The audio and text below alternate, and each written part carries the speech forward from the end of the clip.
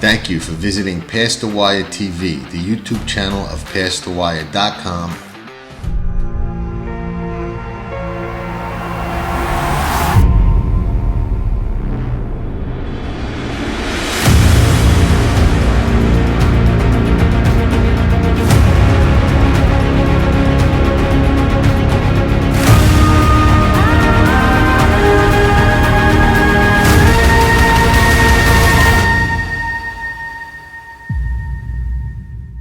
Exciting news. DRF Formulator, the gold standard in past performance information, is now free exclusively on DRF Bets. Join DRF Bets with the promo code WINNING. Get a $250 first deposit match bonus, a $10 free bet, and free Formulator already uploaded to your account. Access Formulator's premium features, including sortable trainer stats, race replays, personalized trip notes, and lots more. Free Formulator exclusively on DRF Bets.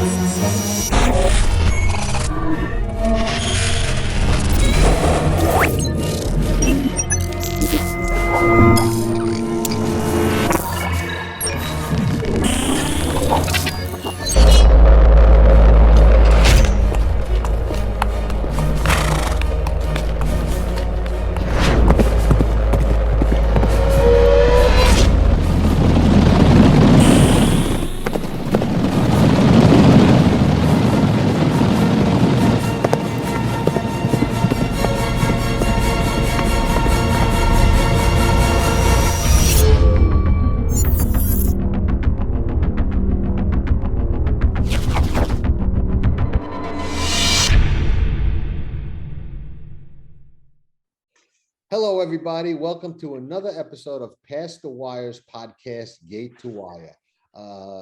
This evening and this morning, and I'll explain why in a second I say that, my co-host Michael Vale and I have Stephen Crispe from Australia. That's why I said it. And Racingandsports.com is his website. We'll get into that in a little bit. But first, Stephen, welcome to the show. Thank you so much for coming on. Pleasure to have you. Yeah, thank you very much for having me. It's wonderful to talk to your audience today. I've got to ask you this, and probably a silly question. I believe that simplicity is the essence of intelligence. Now, it's Friday morning over there, correct? Correct. It's Thursday evening over here. So I think the most productive thing we could probably all do on this show is for you to get a hold of Friday's early paper and get us some results so we can kind of capitalize on this meeting financially instead of just having a great show. Will that work, Michael? What do you think? Listen, the weird thing in Australia is the money coming in late is usually pretty sharp. So nothing would surprise me. It certainly is. Thanks for coming on. What intrigued me about having you on as a guest is you provide racing information. I believe you provide it in areas other than Australia, free to gamblers or punters, as you call them, bettors or whatever the case. Punters is going to take a minute getting used to. Yeah, and that was intriguing because one of the big arguments here in the States is that getting information is expensive. And I mean information by past performances and details like that is expensive and costly, especially for the smaller players, and that racing generally should be more amenable to providing it free to people that are actually betting their money. And I do think that there's something to be said for that. So I was intrigued to have you on, get your philosophy on that, and see a little bit about how that's actually handled in Australia, or down under, as they say. Yeah, definitely. Look, really good questions and good comments as well. I mean, we've found that there is a direct correlation between the quality of information provided to the end punter or bettor and the amount of wagering turnover that they're willing to participate in. Particularly when here in Australia, for example, if there's not adequate information provided by a bookmaker to their customers, they see a dramatic drop off in turnover on those particular events. So it's really important for us, and we've been doing this for over 20 years, to provide the highest quality, but also the most tailored content to our customers to provide to their customers. So we're predominantly a B2B as well as a B2C company. So we operate the racingandsports.com digital assets, and that's been around for over 20 years. So it survived all the very early .com booms and busts, and has been a cornerstone of the racing and wagering industry on a global basis. It has content in there essentially for 30 countries, over 30 countries of racing around the world. And this is something that we update, we curate on a daily basis to make sure that the information we're providing to our audience in a B2C free perspective, so totally free, no charges at all, is the highest quality they can see and they can achieve great results punting themselves. To that point, we even had a punter in Australia who a couple of weeks ago won a $700,000 win by using the Racing and Sports ratings. So that was all over the news, and I think there was a podcast on our site as well. Wow. And how you first off, before I get to what I was going to ask, do the racetracks and the different circuits and the jockey club and jurisdictions over in Australia embrace what you guys do, or are they standoffish with what you guys do? No, they're extremely supportive. It's really important for us to support the industry, and they support us in the same way, obviously with the appropriate rights agreements in place to use and display the data. And it's like that, I think on a global basis, this is becoming more and more relevant as, as rights holders are protecting and trying to enforce their rights more and more. So we certainly are keeping on the right side of that conversation with those rights holders. It's really important because they have mouths to feed, we have mouths to feed. It's a whole ecosystem and value chain, everything from where the data starts to where it's actually produced into a high quality enhanced form. Right. Well, I'm sorry, Michael. One of the problems that we've experienced here in the States is still that the data is controlled really by one entity, Equibase, and their prices are for distributing it and being able to dismantle it and even sell it to third parties and bettors and punters or whatever we want to call them, is just costly and cost prohibitive, not cost effective. And it's been a big sore spot here in the States for a long time, and there are people that lobby and try and get it changed and make that information freely available to gamblers, but thus far it's been unsuccessful, and I don't imagine that changing anytime soon. There are some ADWs here, online betting apps that will provide past performances, usually basic past performances, if you're wagering on a certain card or wagering a certain day. And I think, honestly, I think that's how it should be. But it's been a point of contention. How do you guys make your money off the bettors who you said are your customers that are getting information from you? If it's free, where your revenue come from? So the main revenue for the company comes from our B2C channels. So we have relationships with a lot of the big wagering operators around the world. So, Bet365, Betfair, Tabcorp here in Australia, so on and so forth. Entain Group as well. And I know they've got your BetMGM brand over there in the US. These are huge monolithic brands that we deal with on a day-to-day basis to provide content, information. And this is not just raw data, but it's actually enhanced product as well. So everything right down to performance prediction comments on how a horse is going to run, how a race is going to unfold, predictive speed maps, and other information, statistical information to provide punters with what they need to have a bet. But importantly, we create revenue by selling that as a product, as a B2B product to the wagering operator. This allows us to provide a version of that for free the Racing and Sports website, as well as editorial news and content, videos. We have some guys in the office in our studio who do podcasts on a Friday, and we're ramping that up at the moment. So it's really important for us to service the industry through our free platform, and it's been growing. It's almost up to about 3 million unique viewers every year, and continues to grow. So it's a sizable, sticky asset. For us as a company. It gives us a public face to really drive the B2B part of our business. Interesting. How active are you in the United States? Is your information well received over here? Is it available? Do you have predictive information on the races in the States? We don't as yet. We work with Sky Racing World, who we've just signed a strategic partnership with, and this really goes to providing them with the basic content for them to provide operators in that US North American market. However, with the new strategic arrangement that we've just signed with them, we will be looking to push more enhanced content and product into the North American market as well. So I guess watch this space is what I'll say, but we're certainly looking at working with our partners on the ground, because they're actually a fully owned subsidiary of Tabcorp, who obviously are the totalizator system here in Australia, and very big on a global basis as well. Because your guys' bread and butter is the Asian market, correct? No, we do some stuff in the Asian market, but really we're moving into Europe and the UK at speed. We've just assembled a team over there of 3 very well-known people in the industry, as well as North America. So we are moving into North America as, sticking to our bread and butter products, which I'll say is our high-quality enhanced content. Also our trading and pricing technologies as well. So XPNet are one of our big customers over there in the Northern Hemisphere market, and we are actually the authorised distributors of US racing into Australia and New Zealand. So on behalf of XPNet, so we provide an enhanced product, vision, etc. on those fixtures. I'll tell you what, the UK could really use more data, because their past performances compared to the rest of the world leave a lot to be desired. There's just not a lot of information on those horses for some reason. Yeah, and I think you'll see the racingandsports.co.uk site will be launched soon into that market with a lot of free information for punters there. The same sort of quality that we provide here in Australia will be provided over there. You know where I found it's been the worst. I like to play the races in the UK. I also like to play France, but I wind up not doing it as much as I would like to, even on the big days, because the information is so sparse.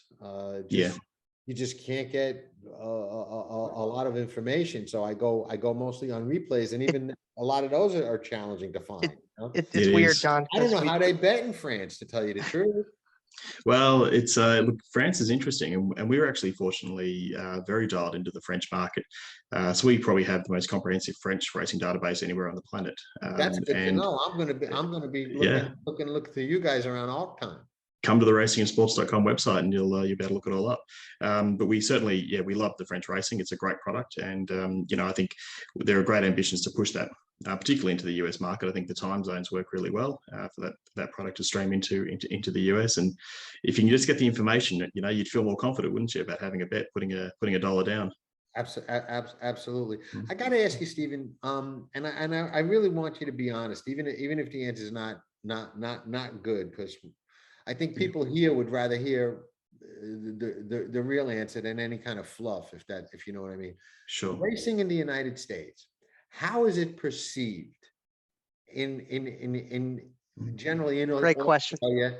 And if you know or have any insight due to your dealing with other global type markets like the UK and France, how is it perceived specifically? We'll start with Australia, but how is it perceived all over the world? Because it's no secret we have a lot of issues.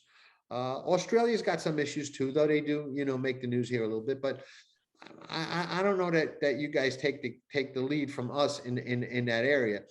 So how is our racing perceived over there and around the world? Yeah, look, it's a really good question. I guess it's going to be quite subjective depending on who you ask. Australia, the UK are probably two of the most advanced sort of racing wagering markets anywhere in the world, and New Zealand's included in that, of course. But the US product out here is actually really well received. People like the racing. Now, the time zone that it comes into this market over here is a little bit tricky at times, depending on where our daylight savings routines are at.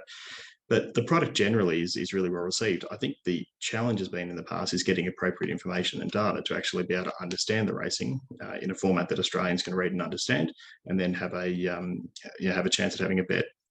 So we're helping solve that problem, particularly here in Australia. And we've seen, an increase in turnover since we've started working with XPNet on the American racing product. So I think it'll just take time. But, some of the big races like the Kentucky Derby, it was only just run.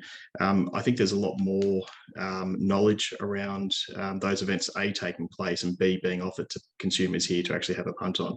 And I think this is a trend we're going to see continue across the world with every racing jurisdiction as they continue that globalization push of their products.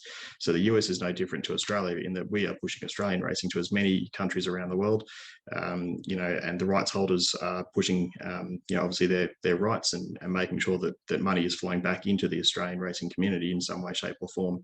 But everyone is trying to commercialize their rights, their products to global audiences. Racing will truly be a global product in a very short amount of time from here. Not that it's not already, because it is, but it'll continue to evolve.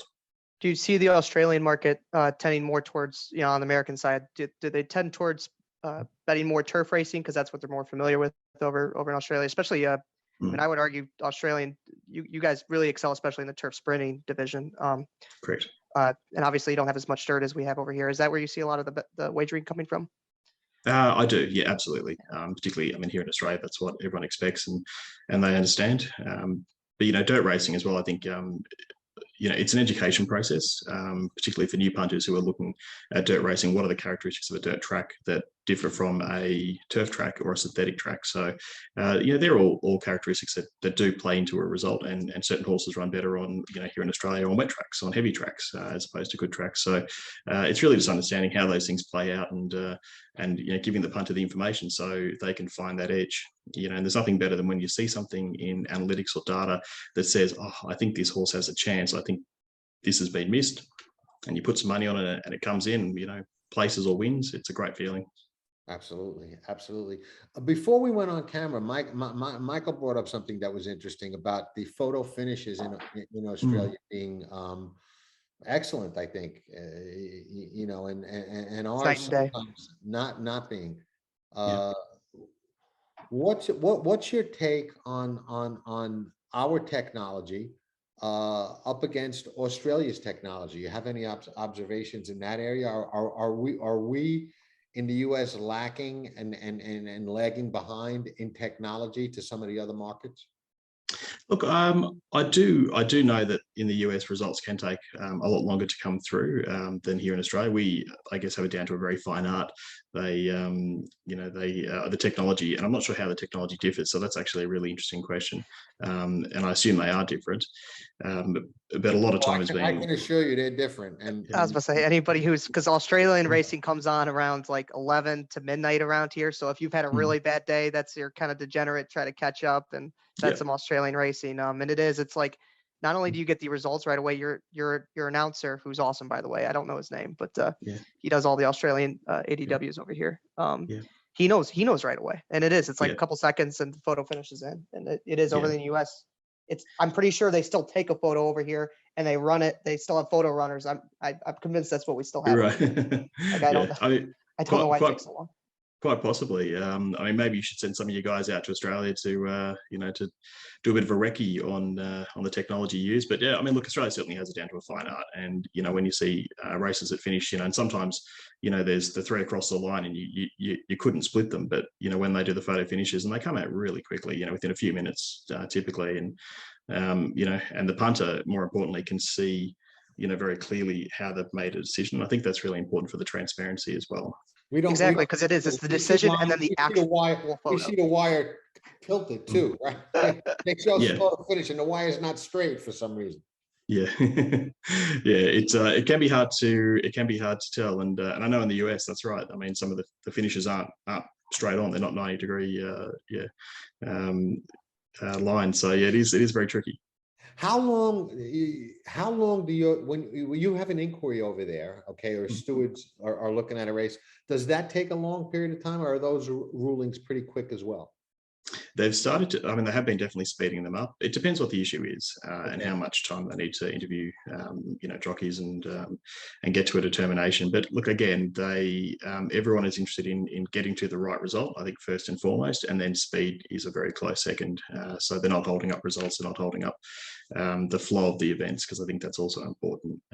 So yeah, again, I wouldn't say, and I can't talk for the stewards, but certainly from what I've seen, it's a pretty well-oiled machine now. They do get on with it very quickly.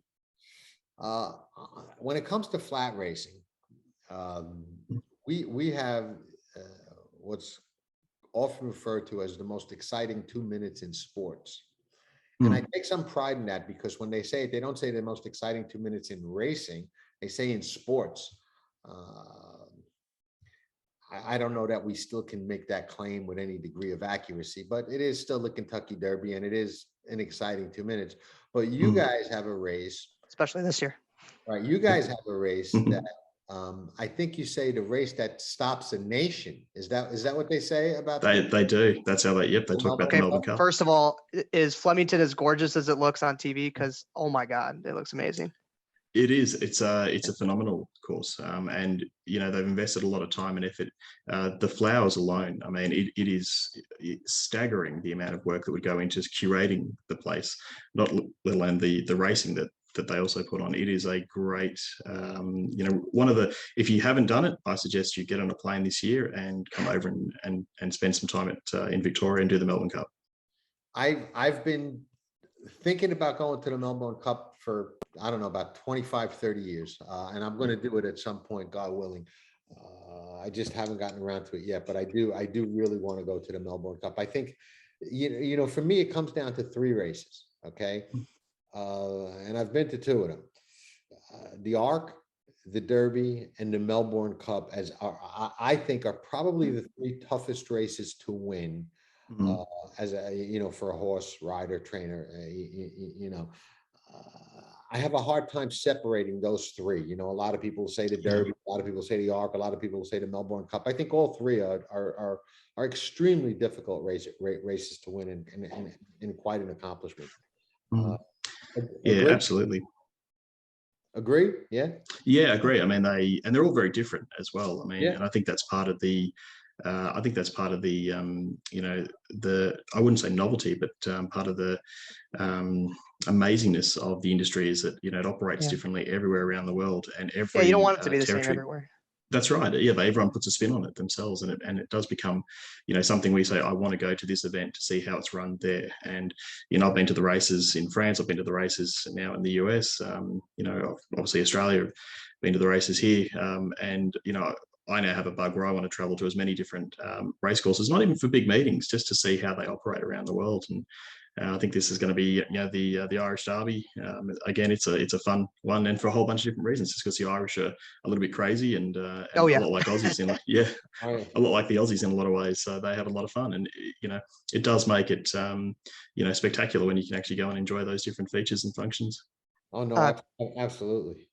Going back to the data gathering for a second, like give me an idea of the volume of what you guys are collecting, because I'm assuming it's massive, especially that for how many countries you are. But like go through the process. Like, how do you guys gather the data? How much are we talking? Yeah, look, the data process is huge, and it's been developed in the company for probably the last 15 years, very early days of IT, in terms of capturing data and processing it, to probably the last 5 years, where the systems are all rebuilt and designed to scale. And this was really when online became much bigger than what it was. And the data that we acquire, all in raw form, we go through a fairly lengthy process to clean the data up, get it stored into our database. We have a team of data curators who are based in Sri Lanka, where we do a lot of our IT and operational type work. Then the data is enhanced. And this is where the processing comes into it. The human bodies add in some manual data points. So positions in running is a good example of that. And then the data is then enhanced from the database, basically using all of our predictive algorithms and models to produce a enhanced product. Sometimes this whole process from when we get the data to when we get the products at the end of the time frame can take several hours to process, just due to the volumes of information that we're putting through the system. But a lot of it's made, but to your point, it's so the raw data, I'm assuming that's you're using computers, but when you enhance it and you're actually putting it into some form that somebody can read, that's all manual. That's done by humans. Well, no, that's actually a large majority of that is now automated. So Really? even the Okay. It almost has to be, because the it's comments. so much data that I can't imagine humans could do that for No, practically. Cost prohibitive. We would have a room of people writing comments. So we have now the computer writing all of our comments, our race views. There is some manual oversight into that process as well. And for certain clients, we also do a manual based process as well. But for the by and large, it's an automated process. That, it's interesting you say that, because I'm curious if Equibase does something similar, because people will look at comments in the PPs all the time, and we assume it's coming from a chart person, like an actual person, not the track. And if I'll bet sometimes it is a computer generated comment, and where it's like it's not quite right. You know what I mean? Yeah, look, all of ours, you'd struggle to find the difference between what a person writes and what a computer writes, and this has been refined over many years, Sure. several iterations. No, and I'm not trying to poo-poo on your product. Don't get me wrong. No. I'm just, it is interesting where you could, because as I'm thinking of this as a bettor and a punter, obviously. Yes. And I think that's where you could take a little advantage of if you get a comment written by, if you could recognize that difference, I think it'd be somewhat of an edge. Absolutely. And a lot of all the data points for those comments come out of the database as well. So it's all been driven by statistical analysis that actually go in then to writing a comment or a verdict, which is really interesting. And they're also now being translated into different languages as well. Yeah. So all automated, which is amazing. So we keep asking you questions about stuff the America doesn't get right. And this is another one. How much effort do you guys put into getting correct timing data of races? It is by far the biggest problem in the US. We have such a big problem timing our races, whether it's the splits or the final time. I was curious, like as a data company, it's got to be the most important data point in horse racing. So I wanted to kind of pick your brain about how you guys go about doing that. Yeah, it is. So, the data curation team are essentially responsible for that as one of their many curation jobs, is to make sure that the data coming in is accurate. If there are, Australia has a very good timing, and obviously, those. We take a lot of that information where we know we're confident about the data source on gospel and process it. Places like France, we also do some manual sectional timings as well. The team have got some systems they use to actually do that too. So it is really important, and I think certainly more important now than ever before, as we're generating new products and new services and looking at different data points to actually include into those new products. So, I agree with you. The accuracy and completeness of the information is paramount. Yeah. Stephen, can you walk us through the process for people that are watching the show that like to bet the UK, like to bet France, like to bet Australia at night, and have a hard time getting quality data? Walk us through the process. Tell them the exact place to go, what website to go to, and what are they going to see when they get there? How would they navigate through? Is there a listing of racetracks, packages, different options? Walk us through a little of that, so people that are watching that may want to do that can find it. Yeah, if you navigate to the Racingandsports, all one word.com website, there's a racing section on the front page which will show you the next to go. There's also a ticker at the top of the page as well, which again shows the next to go, whether it be thoroughbred, harness, or greyhound. And there's also a racing section, a form section you can jump into, and the form section is really interesting. It gives you all the horse form, as well as it gives you access to our neurals. And our neurals on the website is one of the most well visited parts of racingandsports.com. And this allows our customers for free on the website to select different parameters for a race, which will then give them predictions on how the race will finish. So the neurals have been really well received over the past 15 years since they've been in existence, and they actually prove to be very accurate as well. And a lot of people have their secret settings and configurations which they use. So what are the parameters that they see are most important? They set those in there. If they've got an account on Racing and Sports, again, it's a free account, then they can save those parameters, and it'll remember them for every race they go to. Have you found that I set up a free account and I can save my parameters for a specific type of race or a specific circuit or whatever the case may be? And when that scenario plays up, it'll give me the information that I'm looking for. Yeah, if you go into the neurals, yeah, absolutely, and you can use that for any of the races that we cover, as long as we've got coverage for it, which is all of the major global racing and some of the not so.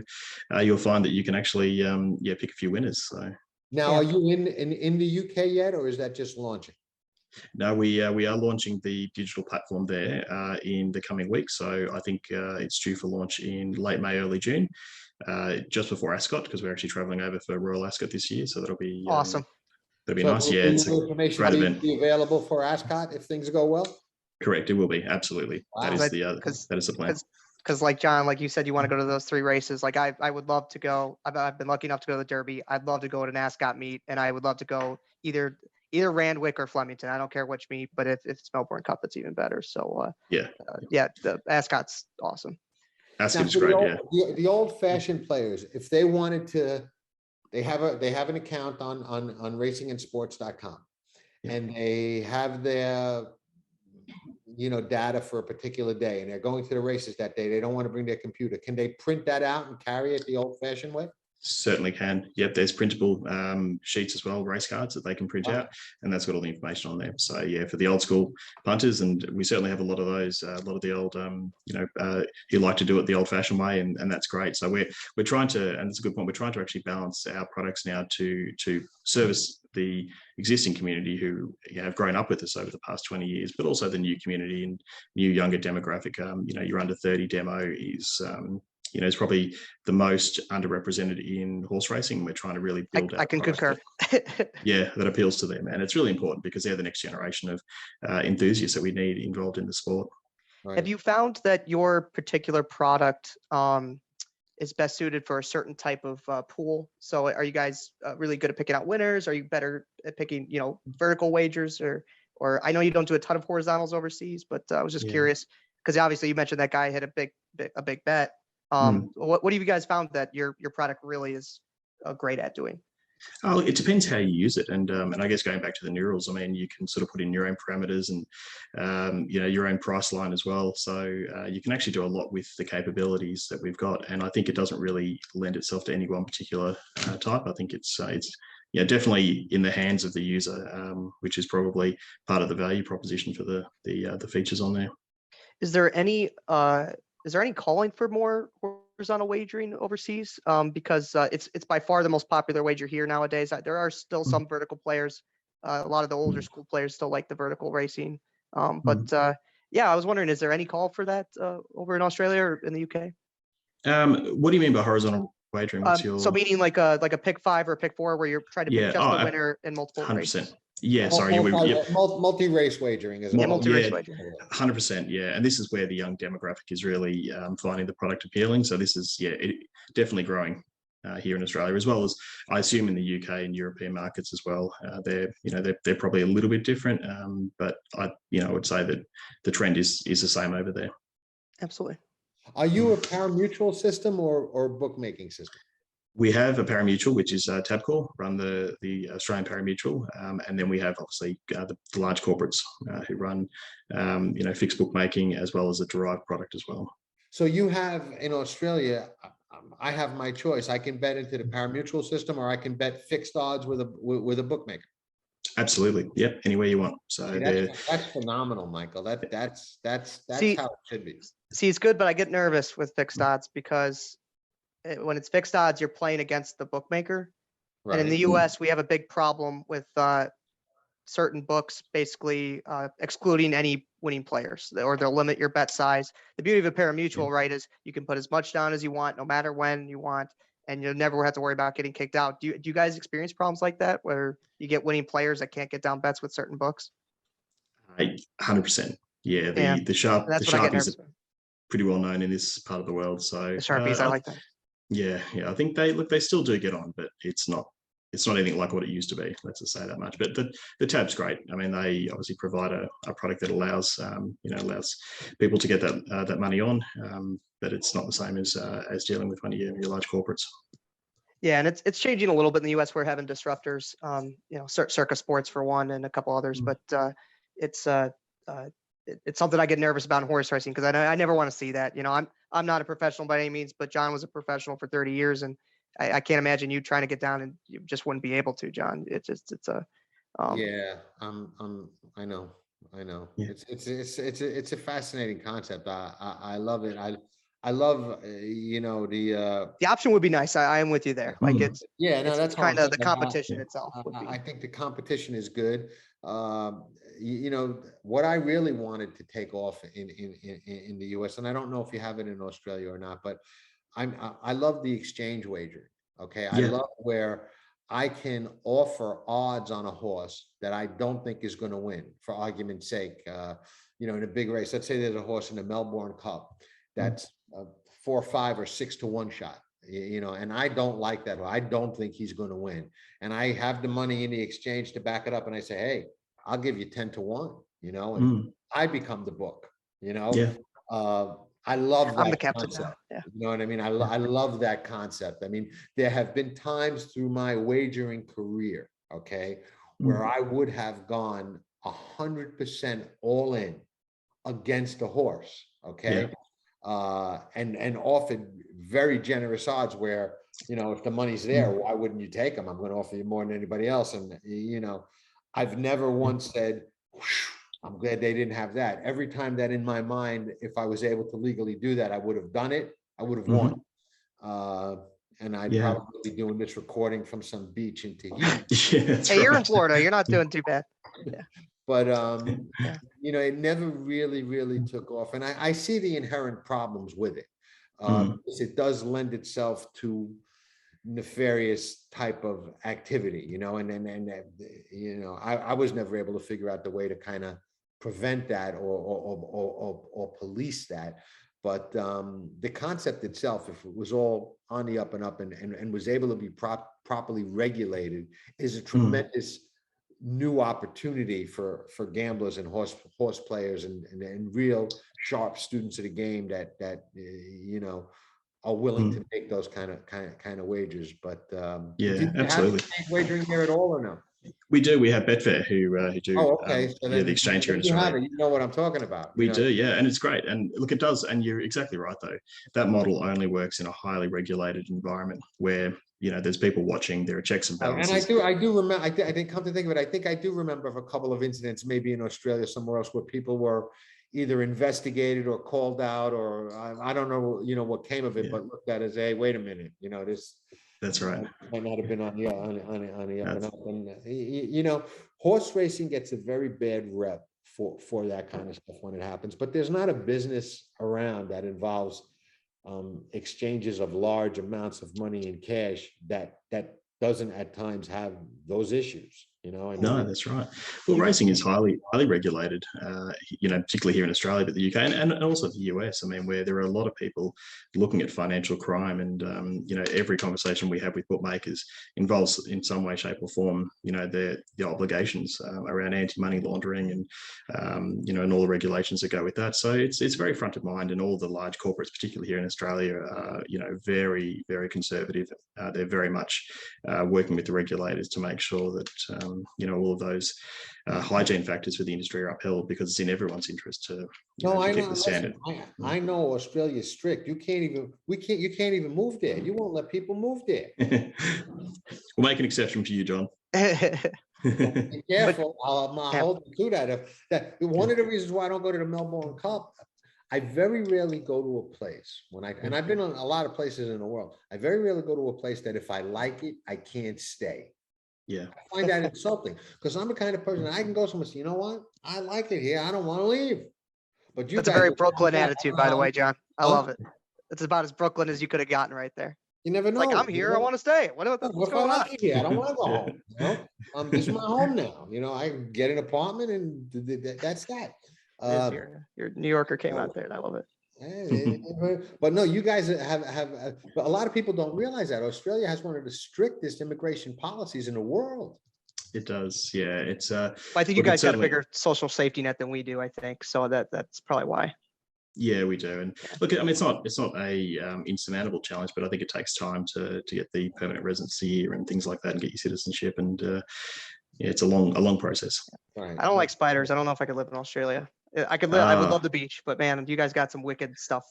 Not in the cities. The cities are fine. I know, but they got a lot of snakes and spiders, and like I get real squeamish with that kind of stuff. Crocodile Dundee country, you may have some issues, but in the city, well, the kangaroos are something to behold, but also that would be awesome. I would love to see a kangaroo.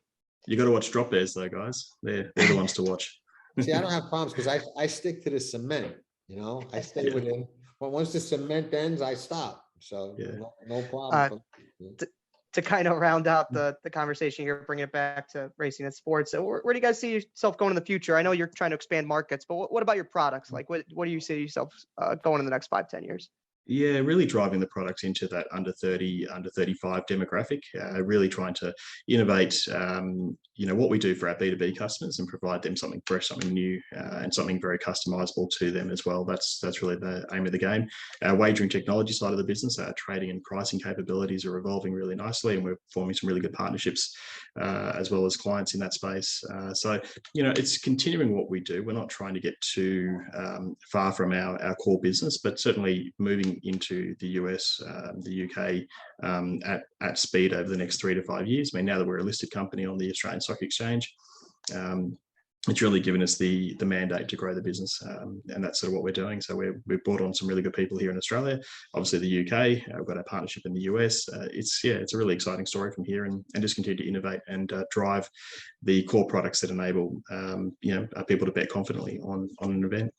Awesome. I think it's great. I think it's great, and I think that people here will get the word out and let people know that there is a place to get good data for overseas wagering that's expanding. I'm excited, especially for Australia. It's hard to find data. People will like that because there are places here that offer free pass performances for some European racing, but it's limited. It's not what I would call state of the art.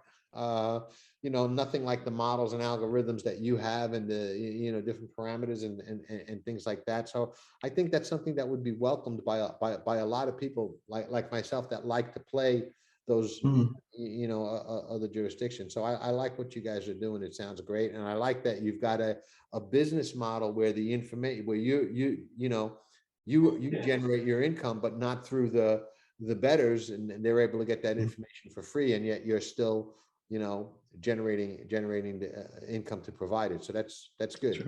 That's a good model. It is. Look, we believe so as well. It's allows us to service the industry and keep the passion alive for the punters who need it, and without having to pay for it, which is obviously the most important part. Get the information to the people who want to use it. That's the most important thing. We'll wrap up with one last question, and we'll let you give out the website information again. What was your take on the big upset in the Kentucky Derby over here? Look, amazing. I mean, that was the biggest upset in history, wasn't it? It was just about second biggest this century. So right, and there you go. No, I mean, phenomenal. I just wish I had $10 on it. And if I was reading overseas, he was like 200 to 1. So you probably would have got a better price than we did. Probably. Yeah. Missed opportunity, but anyway, there are those every day out there. Yeah. Okay, so again, it's racingandsports.com. One word, Racing and Sports. Free data on a lot of different racing jurisdictions, and adding more for Royal Ascot. That's going to be the place to stop for your data. And it's nice having a .com too. It's not a .eu, not .au. It's you got a .com here. So .com, yeah, that's it exactly. Stephen, it was an absolute pleasure. I'm glad you came on. I'm glad we had a chance to chat. And as you grow and expand, and maybe when you get more active in the US, we'll have you back on and let people know what you're doing. Yeah, thank you so much for your time. I really do appreciate it, and great to chat to you, gents. And we'll speak again, hopefully. All righty. I'll end the recording. We'll say goodbye off camera. So ciao for now. Bye-bye.